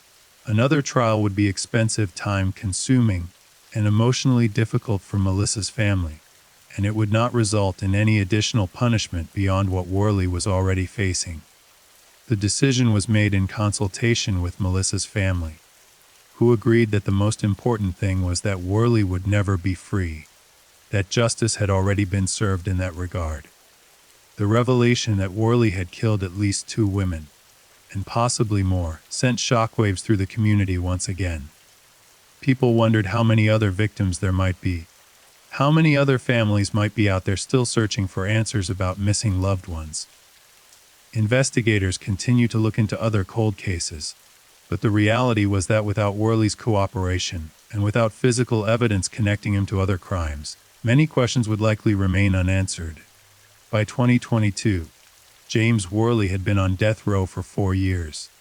His appeals were ongoing, and it appeared likely that he would remain in the appeals process for many more years before any execution date would be set. In Ohio, the average time between sentencing and execution for death row inmates who are ultimately executed is approximately 15 to 20 years, and some inmates spend even longer on death row before their sentences are carried out. For Sheila Vakulik and the rest of Sierra's family, the waiting was difficult. They wanted closure, wanted to see the sentence carried out, wanted to know that Worley had finally paid the full price for what he had done. But they also understood that the legal process moved slowly, and that appeals were a necessary part of ensuring that justice was done correctly. Sheila continued her advocacy work, expanding her focus beyond just Sierra's law to include broader criminal justice reform issues. She worked with organizations focused on victims' rights, spoke at schools and community groups about safety and awareness, and continued to keep Sierra's memory alive through her tireless efforts to create positive change from tragedy. In 2023, a significant development occurred in Worley's appeals. The Ohio Supreme Court upheld his conviction and death sentence, rejecting all of his arguments and finding that the trial had been conducted fairly, and that the evidence supporting his guilt was overwhelming. This was a major victory for the prosecution and for Sierra's family, as it meant that one major layer of appeals had been exhausted. However, Worley's attorneys immediately filed appeals in federal court, beginning a new round of legal challenges that could take many more years to resolve. The federal appeals process would involve reviewing the case for constitutional violations, and it could potentially result in new hearings, or even a new trial if significant errors were found, though such outcomes are relatively rare in cases with such strong evidence. For Sheila Vakulik, the ongoing appeals were a source of frustration, but she remained committed to seeing the process through, however long it took. As the years continued to pass, the pain of losing Sierra never diminished for those who loved her, but they learned to carry it, to live with the permanent wound that her murder had left in their hearts. Sheila Vakulik found strength in her advocacy work, in the knowledge that Sierra's law was helping to protect others, that her daughter's name was attached to something meaningful and lasting. But there were still dark days, still moments when the grief overwhelmed her, when she would find herself looking at old photographs of Sierra and wondering what her daughter's life would have been like if she had lived. Josh Kolasinski eventually found love again, though he never forgot Sierra or stopped carrying her memory with him. He married a woman who understood his past, who respected the love he had shared with Sierra, and who supported him as he continued to heal from the trauma of losing her. He named his first daughter Sierra, ensuring that the name would live on, that a new life would carry the legacy of the young woman whose life had been stolen. The community of Metamora and the surrounding areas of Fulton County also continued to remember Sierra. The purple ribbons that appeared each July became a tradition, a visual reminder of the young woman who had been taken too soon, and of the community's commitment to never forget her. Local runners organized an annual 5K race in Sierra's memory, raising money for scholarships and safety programs. The race drew participants from across Ohio, people who had never known Sierra personally, but who were moved by her story and wanted to honor her memory. James Worley remained on death row, his days marked by the monotony of isolation and the slowly grinding wheels of the legal system. His federal appeals continued to move forward, with his attorneys raising various constitutional challenges to his conviction and sentence.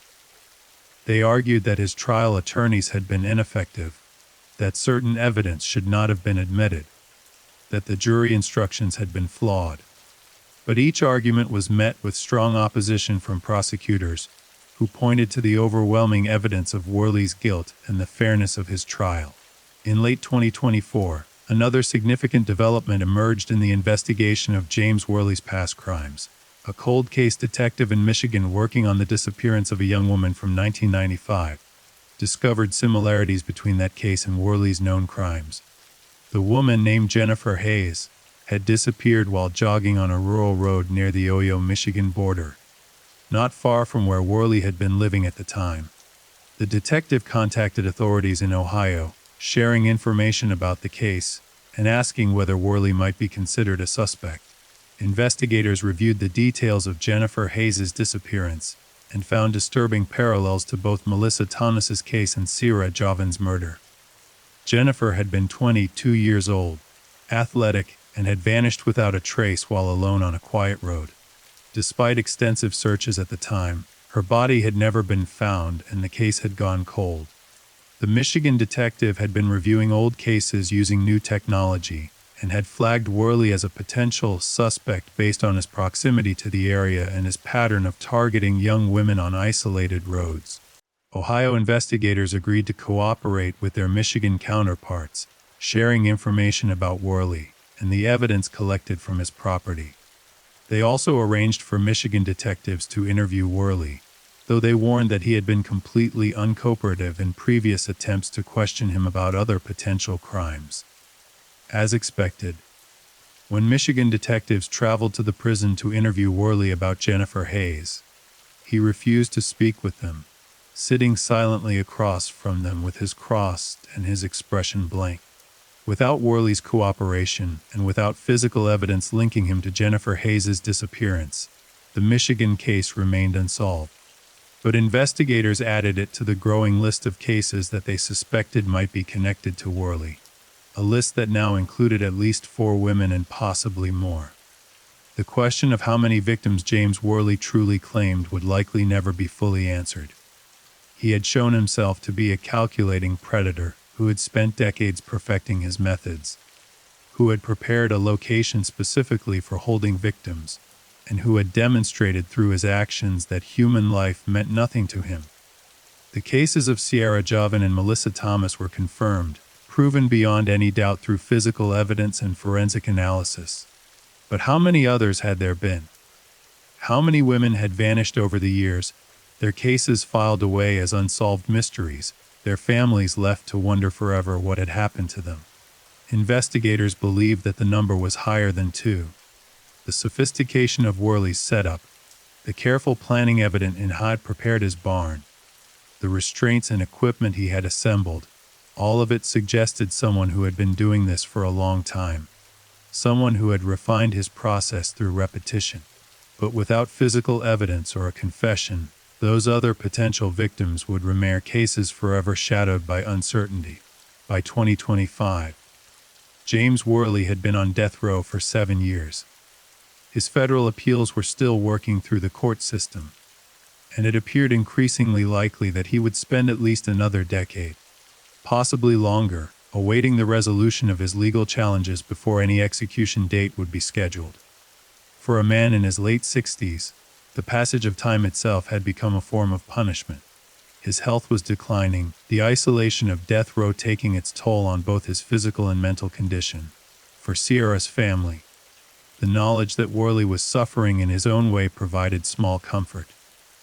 They would have preferred to see the death sentence carried out, to see final justice delivered. But they took some solace in knowing that every day he spent in that cell was another day of punishment. Another day where he could not hurt anyone. Another day closer to whatever end awaited him. Sheila Vakulik, now in her 50s, had become a nationally recognized advocate for victims' rights and criminal justice reform.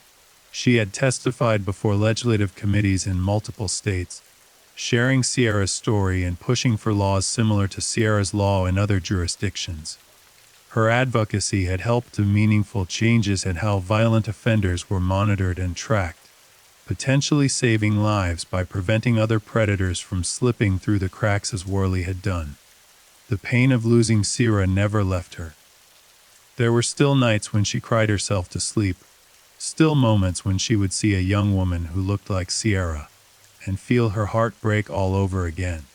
But she had found purpose in her grief, had channeled her pain into action that honored her daughter's memory and made the world a little bit safer.